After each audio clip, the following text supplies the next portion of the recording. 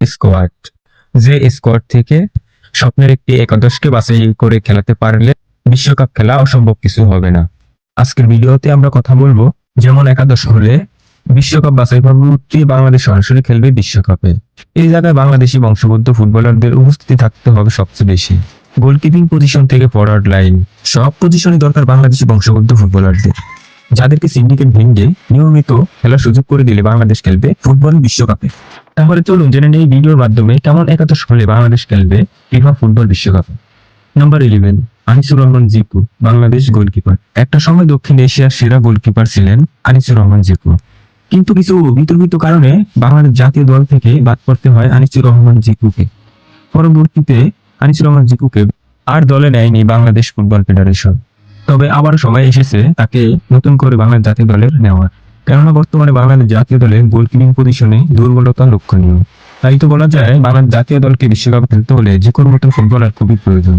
Number 10, Zayan Ahmed, Bangladesh defensive পজিশনে নতুন সংযুক্ত হয়েছেন জায়ান।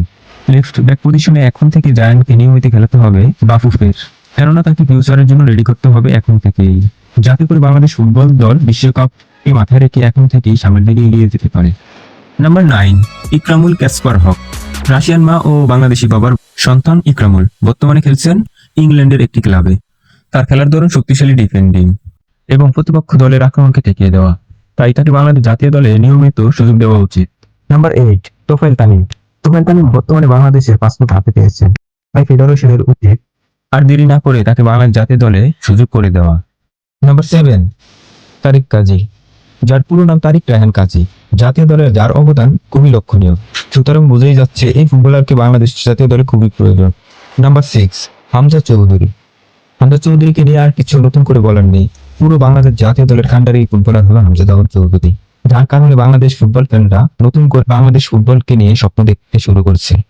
নাম্বার 5, ইউবা মিচেল, বাংলাদেশি বংশোদ্ভূত ইংলিশ ফুটবলার ইউবা, যিনি গত মৌসুমে খেলেছেন ইংলিশ ফুটবল ক্লাব সান্ডারল্যান্ডে এবং বর্তমানে খেলছেন বাংলাদেশি ফুটবল ক্লাব বসুন্ধরা কিংসের হয়ে, এবং একই সাথে বাংলাদেশ অনূর্ধ্ব-23 দলের হয়ে তিনি অভিষেক ম্যাচ খেলে ফেলছেন। ইউবা মিচেল খুবই প্রতিভাবান footballer. Number 4, Shamit Shome, Bangladesh attacking মিডফিল্ডে সমস্যক হবেন কার্যকরী অপশন। কানাডা থেকে আসা এই ফুটবলার বাংলাদেশকে দূর দূরান্ত সার্ভিস দিয়ে যাচ্ছেন। নাম্বার 3, ফাহমিদুল ইসলাম, ইতালি থেকে আসা ফাহমিদ ইতিমধ্যে বাংলাদেশ জাতীয় দলে তার নিজের জায়গা পাকাভুক্ত করে ফেলছেন। ফিউচার প্ল্যানে ফাহমিদকে নিয়ে এগোচ্ছে বাংলাদেশ ফুটবল ফেডারেশন এবং তিনি বাংলাদেশ জাতীয় দলে উদীয়মান তারকাদের মধ্যে দূর-দূরান্ত ফুটবলার। নাম্বার 2, রিকোতো হাসুমোতো, বাংলাদেশি বংশোদ্ভূত এই জাপানিজ ফুটবলার বর্তমানে খেলছেন জাপান প্রিমিয়ার লিগে।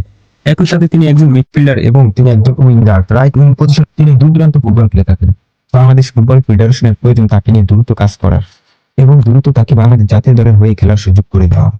নাম্বার 1, ট্রেভর ইসলাম, ট্রেভর ইসলাম মূলত বাংলাদেশের পরবর্তী স্ট্রাইকার হতে যাচ্ছেন। তার গোল করার ক্ষমতা দেখতে পারলে আপনারা বুঝতে পারবেন তাকে কেন বাংলাদেশ জাতীয় দলে প্রয়োজন। সেই সাথে আমরা জায়ান হাকিমিকে নিয়েও আমরা কথা বলতে পারি। জায়ান হাকিমি বর্তমানে একটি ইংল্যান্ডের ক্লাবে খেলছেন এবং তিনি নিয়মিত গোল করে যাচ্ছেন এবং অ্যাসিস্ট করে যাচ্ছেন, তাই বলা যায় বাংলাদেশ জাতীয় দলে বর্তমানে এদের খুবই প্রয়োজন এবং বাংলাদেশ এদেরকে আনতে পারলে বাংলাদেশ ইনশাআল্লাহ বিশ্বকাপ খেলতে পারবে। তো প্রিয় বন্ধুগণ, আজ এই পর্যন্তই। ভিডিওটি যদি ভালো লাগে তাহলে লাইক, কমেন্ট, শেয়ার করবেন এবং আমার ইউটিউব চ্যানেলটিকে সাবস্ক্রাইব করবেন। সবাইকে অসংখ্য ধন্যবাদ।